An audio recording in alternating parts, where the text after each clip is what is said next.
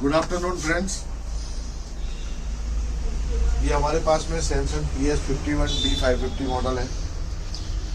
पिछले वीडियो में मैंने आपको इस मॉडल के बारे में बेसिक जानकारी दी थी। इस वीडियो में मैं आपको इसका वोल्टेज डिटेल दूंगा।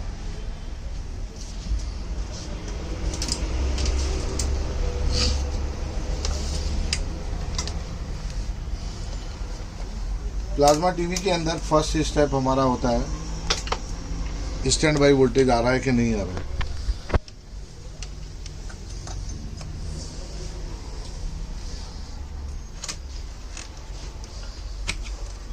ये हमारा पावर सप्लाई है। पावर सप्लाई में हमारा PS ऑन,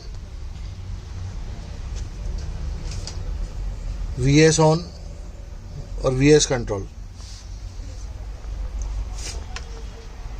अगर हमें पावर सप्लाई को बाहर से ऑन करना है तो जो हमारा PS ऑन है, PS ऑन को हमने ग्राउंड करना पड़ेगा और VS ऑन और VS कंट्रोल को शॉर्ट करना पड़ेगा। उसके बाद में हमारे 5 वोल्ट और 15 वोल्ट बनेंगे। एक बार हम चेक करते हैं कि इसके अलावा कोई वोल्टेज और भी बनता है क्या। ये हमने इसको सप्लाई दिया, पावर सप्लाई हमारा ऑन होगा ही नहीं। ये जो PS ऑन है, PS ऑन पे 4.2 वोल्ट आया। VS ऑन पे कोई सप्लाई नहीं है, VS कंट्रोल पे कोई सप्लाई नहीं है। उसके बाद में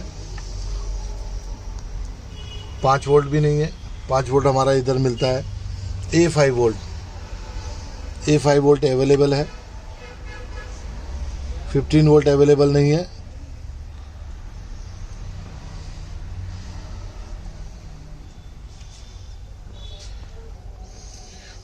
ये हमारा 15 वोल्ट भी यहाँ प्रेजेंट नहीं है। ये जो B15 खाली A5 वोल्ट मिलता है हमें और PS ऑन पे वोल्टेज मिलता है। यहाँ पर हमारा VA भी नहीं है और VS भी नहीं है।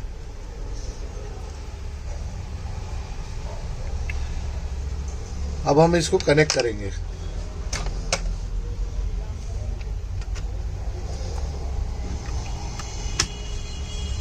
कनेक्ट किया, रिले का आवाज आया, स्विचिंग हुआ हमारा। PS ऑन 0 हो गया, VS ऑन पे सप्लाई आ गया और VS कंट्रोल पे सप्लाई आ गया। उसके बाद में हमारा 5 वोल्ट बन रहा है।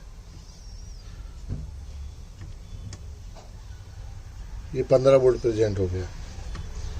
उसके बाद में VA वोल्टेज हमारा आ गया क्योंकि सेट अभी ऑन है।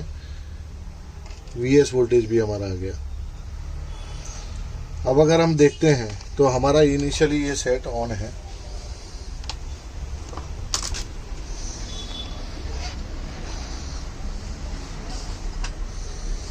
ये हमारा सेट ऑन है। इस ऑन मोड में इसके जो बेसिक वोल्टेज होते हैं,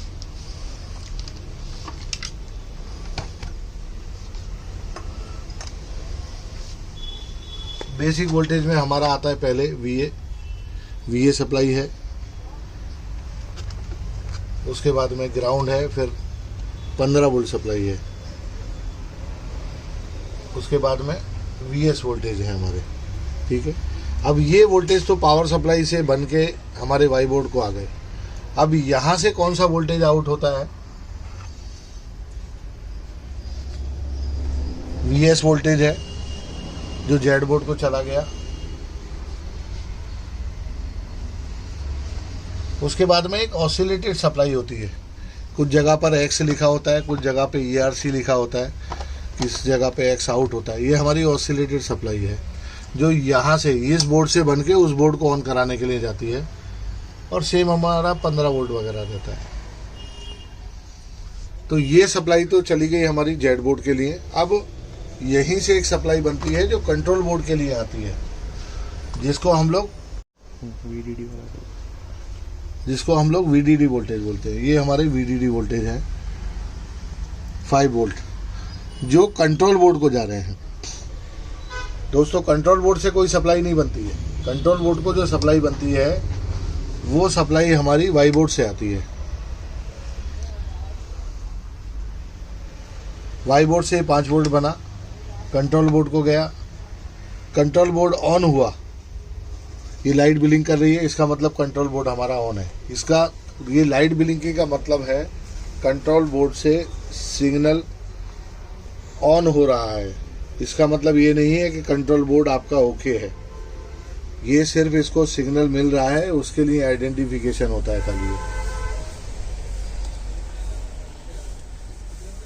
जब ये कंट्रोल बोर्ड हमारा ऑन होता है तो यहाँ से कुछ सिग्नल रिटर्न आते हैं, जिसमें OC2, OCE clock, LE, OC1, OC1E और OC10। उसके बाद में YR, YRR, YS, YPS, ये सब हमारे ड्राइव वोल्टेज है मॉसफेट के लिए। साथ के साथ में हमारा रीसेट भी सिग्नल आता है, जिसमें पिन नंबर 20 ग्राउंड है, 21 नंबर DRV रीसेट और 22 नंबर DS रीसेट। ये रीसेट भी आता है क्योंकि ये डिजिटल प्लाज्मा है। LG प्लाज्मा में ऐसा नहीं होता है, ये सैमसंग है, ये डिजिटल प्लाज्मा है, इसमें हमेशा रीसेट की ज़रूरत पड़ती है। अगर हम कोई भी कनेक्टर या स्ट्रिप निकाल देंगे तो हमारा सेट ऑन नहीं होगा, वोल्टेज भी नहीं बनेगा। वोल्टेज हमारे बन गए जब ये सब हमारा रीसेट का सिग्नल ये सब आने के बाद यहाँ से जेड बोर्ड के लिए सप्लाई जाती है। 15 वोल्ट तो हमारा वहाँ से आ गया, यहाँ से घूम के आ गया 15 वोल्ट। उसके बाद में ये 5 वोल्ट सप्लाई भी यहाँ से जाती है इसको। ये देखिए, ये 5 वोल्ट सप्लाई है हमारी, ये भी इसके साथ में यहाँ पर जाती है, ये कंट्रोल बोर्ड से। ये जो कंट्रोल बोर्ड है ना, इसमें अलग अलग सप्लाइयाँ बनती है। देखिए यहाँ पर जो ये IC लगी है, इससे 2 अलग अलग सप्लाई बन रही हैं। 1.1 वोल्ट बन रहा है एक, तो 1.2 वोल्ट, उसके बाद में यहाँ पर 3.3 वोल्ट बनाया है, और इस रेगुलेटर के थ्रू इन्होंने 2.5 वोल्ट बनाया है। मतलब 3 डिफरेंट सप्लाई हमारी यहाँ पर बनी है, 3 डिफरेंट सप्लाई बनी है हमारी यहाँ पर। उसके बाद में ये हमारी 3 डिफरेंट सप्लाई इसके अंदर बन गई। बनने के बाद में ये कंट्रोल बोर्ड हमारा ऑन है, जिससे लोअर स्कैनिंग के लिए जो लोअर स्केलर PCB है हमारी, लेफ्ट और राइट, यहाँ से इसको स्कैनिंग का वोल्टेज चला गया। बफर बोर्ड से बफर के लिए जो हॉरिजॉन्टल स्कैनिंग है वहाँ चला गया। अब वो बफर बोर्ड के लिए सप्लाई भी हमारी यहीं से बनती है, जहाँ पर देखिए टेस्ट पॉइंट है हमारा, V स्कैन वोल्टेज -188, -182 से लेके -188 के बीच में ये सप्लाई बनती है, जो ये ICO को सेपरेट जाती है।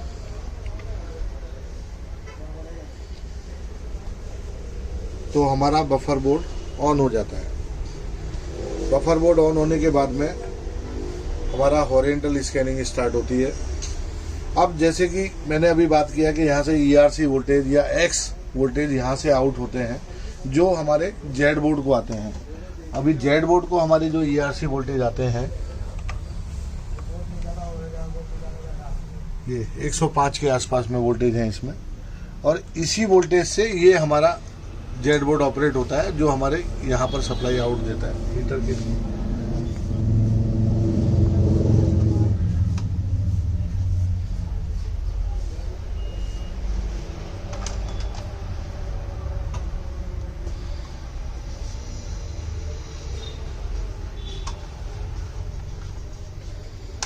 अब इस बीच में क्या होता है कि अब हमारा ये सेट ऑन हो गया, इसके सारे वोल्टेज आ गए।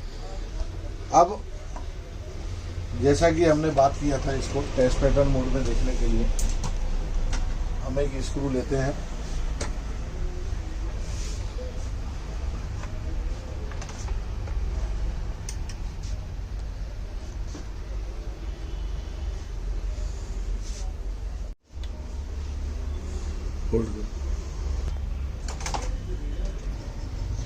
हमने टेस्ट पैटर्न मोड के लिए इसको कर दिया। और ये हमारा टेस्ट पोटेंट मोड में सेट चला गया।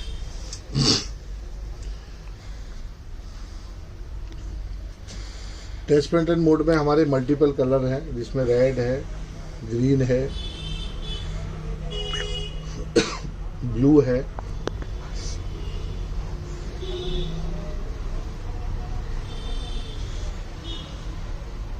ये ब्लैक करेक्शन सर्किट है, ये रेड करेक्शन है, ये ग्रीन करेक्शन है,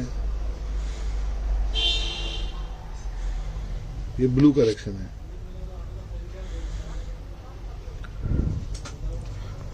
ये येलो करेक्शन हो गया।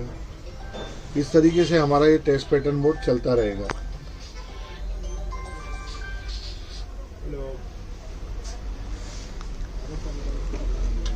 अब हम क्या करेंगे, टेस्ट पैटर्न मोड इसका निकाल देंगे। अब ये कनेक्टर हम लगा देंगे तो हमारा ये सेट मदरबोर्ड के थ्रू ऑन होगा।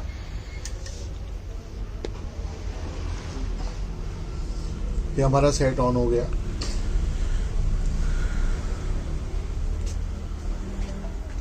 इसमें कुछ फंक्शन है जो अपन चेक कर सकते हैं, जैसे कि ये हमारा सेल्फ डायग्नोस्टिक सिस्टम है।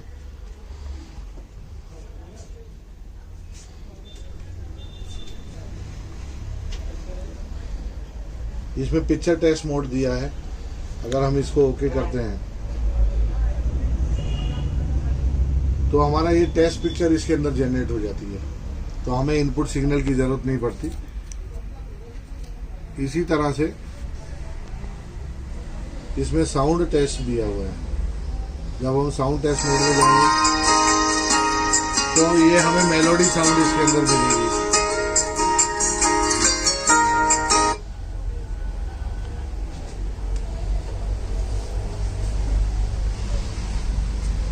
ये हमारा टेस्ट का बेसिक वोल्टेज और इसका ऑपरेशन सिस्टम मैंने आपको बताया।